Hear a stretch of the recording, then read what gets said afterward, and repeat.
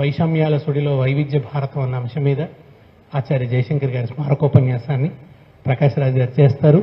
వారి గురించి ఏ పరిచయ వాక్యాలు పలకొద్దన్నారు కనుక వారి ఆదేశాన్ని మన్నించి నేనేమి చెప్పటం లేదు. అందరికీ నమస్కారం.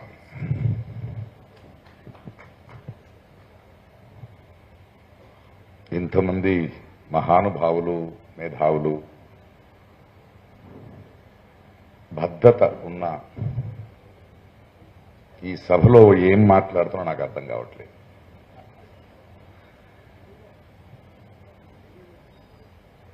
ఎందుకు పిలిచారో ఆలోచించా.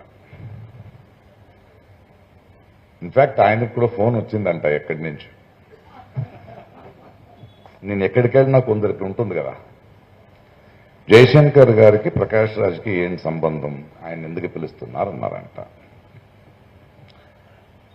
అలా అడిగిన వాళ్ళకి జయశంకర్ గారు కూడా అర్థం కాలేదు, నేను కూడా అర్థం కాలేదు. భావజాలం ఒకటే, అంతే కదా, ఇంకేముంది. ఈరోజు కొందరు మాట్లాడుతూ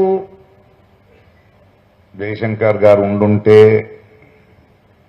తెలంగాణను చూసేవాళ్ళు అంటున్నారు. ఇప్పుడు ఈ మాటలు వింటుంటే నాకు తమిళ్లో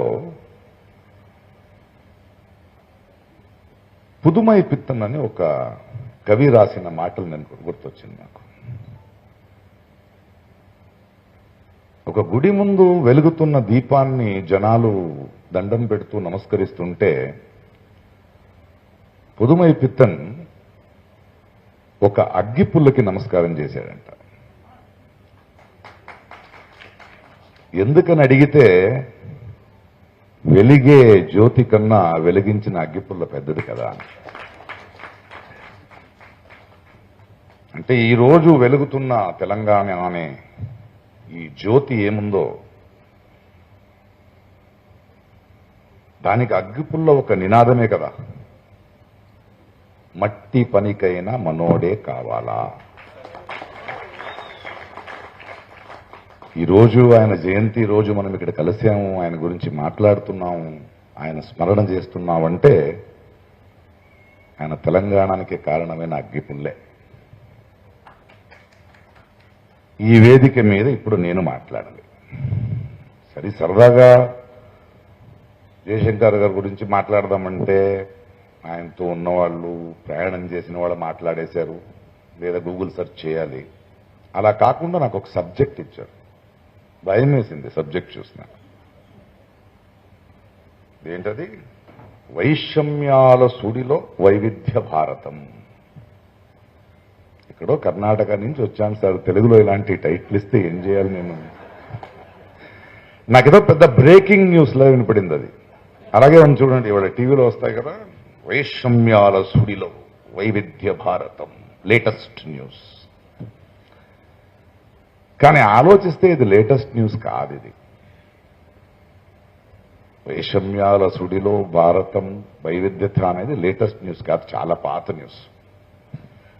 మనం పేపర్ తీస్తే చూస్తాం కదా, వరద వచ్చి హైదరాబాద్ చెరువులా అయిపోయింది.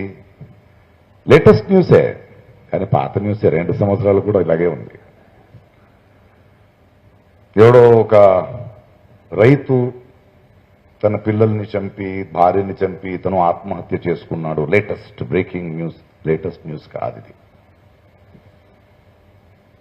ఎవరో ఇద్దరు వేరే కులపు వాళ్ళు, ఆ జాతి ఈ జాతి లేదు, ప్రేమించుకున్నారు, పెళ్లి చేసుకున్నారు, ఊరోళ్ళందరూ వెళ్ళి ఆడిని చంపేశారు. బ్రేకింగ్ న్యూస్ అంటారు. బ్రేకింగ్ న్యూస్ కాదది. విన్నాం, 2 సంవత్సరాల ముందు ఉన్నాం, 10 సంవత్సరాల ముందు విన్నాం. మా నాన్న విన్నాడు, మా తాత విన్నాడు. ఆ దృశ్యాలు అప్పుడు కూడా చూశారు. ఇప్పుడు టీవీలో చూస్తున్నాం కదా, అది అప్పుడు చూశారు. అలాగే ఇది కూడా వైషమ్య సుడిలో వైవిధ్యత భారతం ఉంది కదా, అది బ్రిటిష్ వాళ్ళ నుంచి, వాళ్ళ ముందు నుంచి ఉంది. కానీ ఇంకా మీరు ఇతిహాసం చూస్తే యావత్ ప్రపంచంలో మనుకుల వికాసంలో ప్రపంచంలో ఈ ఏమంటాం మనం, ఈ వైవిధ్యత ఉంది కదా, ఇది ఎప్పుడూ ఎవరో ఒకరు దాన్ని వైషమ్య సూడిలో పెడుతూనే ఉన్నారు. They want to do it. ఎందుకు మనిషి తరతరాలుగా in this whole process of ఎవల్యూషన్లో ఎందుకు ఈ ఇంత అద్భుతమైన ఒక కాన్సెప్ట్ని వైషమ్యంలో మనం ఆలోచిస్తే అసలు డైవర్సిటీ ఏంటని మనం అర్థం చేసుకోవాలి. వైవిధ్యత ఏంటి, డైవర్స్ ఏంటి? ఇవాళ నన్ను పిలిపించింది కూడా అందుకే అనుకుంటా. ఎందుకంటే ప్రాయశः భారతదేశంలో ఉన్న ఈ వైరుధ్యత ఏముంది, ఈ డైవర్సిటీ ఏముంది, దాన్ని నాకన్నా అనుభవించిన వాళ్ళు ఎవరైనా ఉన్నారంటే నాకు కనపడట్లేదు. ఎక్కడో ఒక సముద్ర తీరం నుంచి వచ్చిన నాన్న, మంగళూరు నుంచి, ఇంకెక్కడో ఎండిపోయిన గదగ, బెట్టగేరి, బళ్ళారి లాంటి ప్లేస్ నుంచి అమ్మ వలస బెంగళూరుకు వచ్చి అక్కడ పుట్టిన నేను తమిళు, తెలుగు, కన్నడ, మలయాళం, హిందీ, ఇలా ఎన్నో నదులు, ఎన్నో భాషలు, ఎన్నో సాహిత్యం, ఎన్నో స్నేహితులు. ఈ దేశానికి ఉన్న ఈ వైరుధ్యం ఏముంది, ఇది ఏముందో, దిస్ డైవర్సిటీ, దీన్ని నాకన్నా అనుభవించిన వాడు ఇంకొకటి లేడేమో. ముందు డైవర్సిటీ అంటే ఏంటి?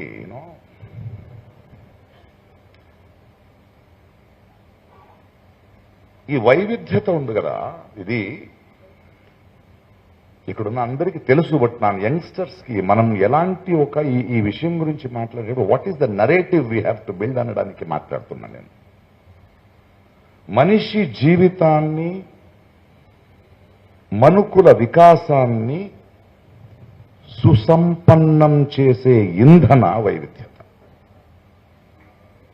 Diversity is a fuel which enriches human life and the evolution of man. Simple గా మనం ప్రకృతి తెలిసిపోద్ది వైవిధ్యత ఇంపార్టెన్స్ ఏంటి. ఒక అరణ్యం చూడండి, ఎందుకంటే మనం ఈ మధ్యలో ఆ సెన్సిటివిటీని మర్చిపోయాం. ఒక అరణ్యం చూస్తే ఒక మహావృక్షం, తర్వాత ఒక చిన్న చెట్టు, ఇంకా చిన్న చెట్టు, పాకే చెట్టు, భూమి లోపల పెరిగే చెట్టు, ఇన్ని రకాలు. మనిషి వెళ్ళి అక్కడ సుసంపన్నంగా ఉంటుంది. ఒక సూర్యుడి ప్రఖరతని భరించగలిగే మహా చెట్టు ఉంటే, మహావృక్షం ఉంటే, ఆ ప్రఖరతని తక్కువ భరించేది దాని నీడలో ఉంటుంది. ఇంకా తక్కువ దాని నీడలో ఉంటుంది. ఇవన్నీ కలిసి ఉంటాయి. ద హ్యూమన్స్, జీవరాశులు. That is the richness of diversity. సరే, మనిషి ఎక్కడ అర్థంగా చేసుకోవట్లేదు. ఇప్పుడు మనిషికి ఇది ఎలా హెల్ప్ అయింది, సుసంపన్నం చేస్తున్నాడా? మనం simple just go back to history and see. మనకు ఒక సిల్క్ రూట్ ఉంది, వ్యాపారం చేసేవాళ్ళు. మన హిస్టరీ చదివితే యంగ్స్టర్స్ ఎస్పెషల్లీ ఒక 15 దేశాలు, ఖండాలు వ్యాపారం. అది పర్వత శ్రేణులు ఉండొచ్చు, డెజర్ట్స్ ఉండొచ్చు, బై ద సీ. ఆ జర్నీలో వేరే వేరే భాష, వేరే వేరే మనుషులు, వేరే వేరే థింగ్స్. ఈ జర్నీలో పెరిగిన ఈ వికాసం ఉంది కదా, వి shared knowledge, we shared our food. మన భాషని, సాహిత్యాన్ని, ధర్మాన్ని, వివేకాన్ని. ఎందుకంటే మనిషికి బేసికలీ కొత్త దానికి అడాప్ట్ అయ్యే అద్భుతమైన శక్తి ఉంది, ఆ పాసిబిలిటీ ఉంది టు గ్రో. వీళ్ళు ఒకే భాష, ఒకే దేశ, ఒకే ధర్మం అంటారు కదా, వీళ్ళకి ఎలా అర్థం అవ్వాలి ఇది? వీళ్ళు పూజల వాడో పట్టుచీర చైనా నుంచి వచ్చింది. మన ఇప్పుడు చైనాకు ప్రయాణం చేయకపోతే ఇంకా ఆకలి కట్టుకుని తిరిగేవాళ్ళు వీళ్ళు. Shouldn't we understand that there is so much to learn. ఎన్నో ధర్మాలు వచ్చాయి, ఆ ధర్మంలో ఉన్న గొప్పతనం మనం నేర్చుకోగలిగాం. మన ధర్మంలో ఉన్న దౌర్జన్యాన్ని మనం మార్చుకోగలిగాం బికాస్ ఆఫ్ ద ఎక్స్పోజర్. ఒక దిగంతంనే చూసుకుంటూ బ్రతకలేము మనం. ఆ దిగంతాన్ని చేరుకున్న తర్వాత ఇంకో దిగంతం వస్తుంది, ఇంకో ఎన్ని దిగంతాలు చూస్తావో అంత సుసంపన్నం అవుతాం కదా మనం. మనమందరూ కలిసి ఒకరికొకరు ఇచ్చిపుచ్చుకుని బ్రతకాలి కదా. This is what the self food. భోజనం చూడండి, ఒక బిర్యానీ తినండి మీరు, అందులో కలిసి ఉన్న వైద్యత. ఎక్కడి నుంచి వచ్చింది మసాలాలు, ఎక్కడి నుంచి వచ్చింది ఉల్లిపాయ, ఏ ప్రాంతం నుంచి తెస్తాం రైసు, అవన్నీ కలిపి ఒక వంట చేస్తే ఆ ఘమ ఘమ ఫుడ్, అక్కడ వైవిధ్యం కావాలి మనకు. That is food. భారతదేశంలో చేపల గురించి చూడండి, 3 సైడ్స్ సీ. ఇక్కడ అరేబియన్ సీ ఉంది, బే ఆఫ్ బెంగాల్ ఉంది, ఇక్కడ ఇండియన్ ఓషన్ ఉంది. మనలోనే చేపలు ఎలా ఎలా తింటాము, ఎలా ఎలా వండుకుంటామని చూస్తే గుజరాత్ టేస్ట్ వేరు, గోవా టేస్ట్ వేరు, మహారాష్ట్ర టేస్ట్ వేరు, మ్యాంగ్లూరు టేస్ట్ వేరు, కేరళ టేస్ట్ వేరు, తమిళనాడు టేస్ట్ వేరు, ఆంధ్ర టేస్ట్ వేరు, వెస్ట్ బెంగాల్ టేస్ట్ వేరు. వీటిని సంభ్రమిస్తూ బ్రతుకుతున్నాం కదా.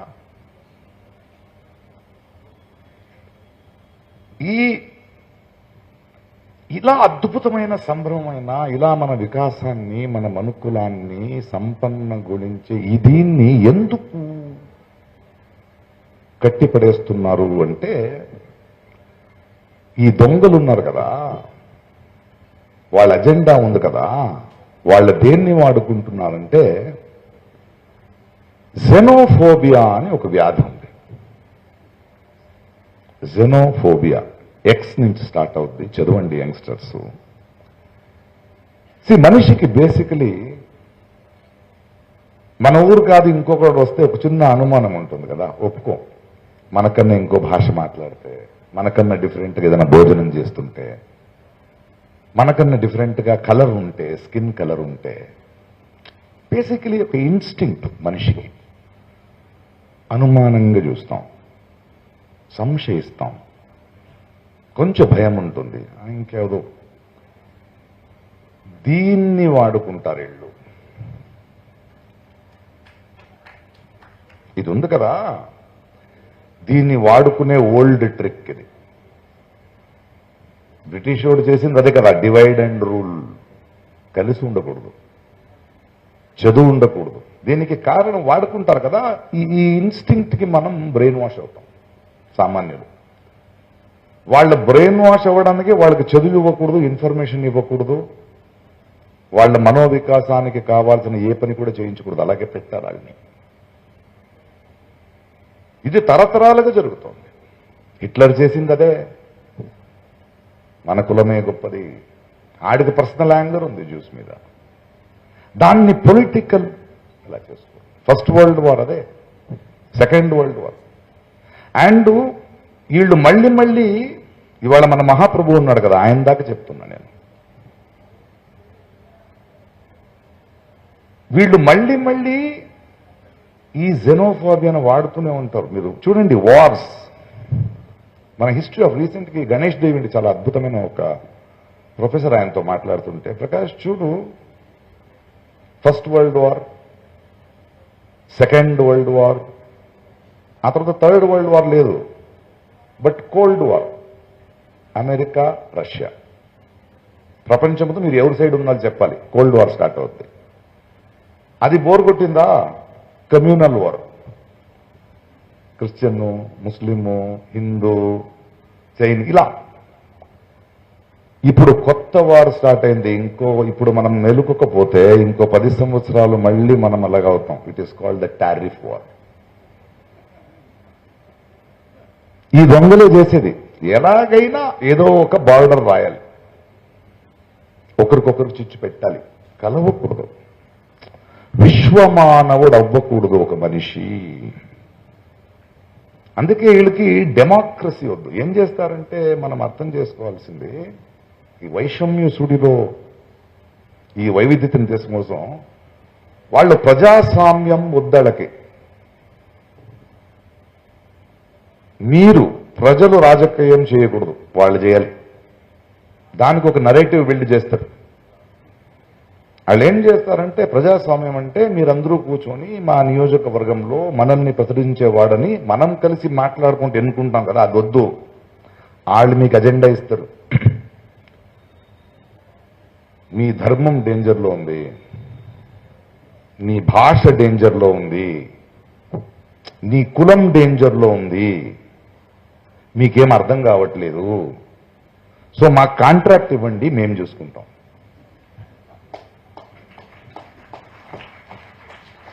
ఎంత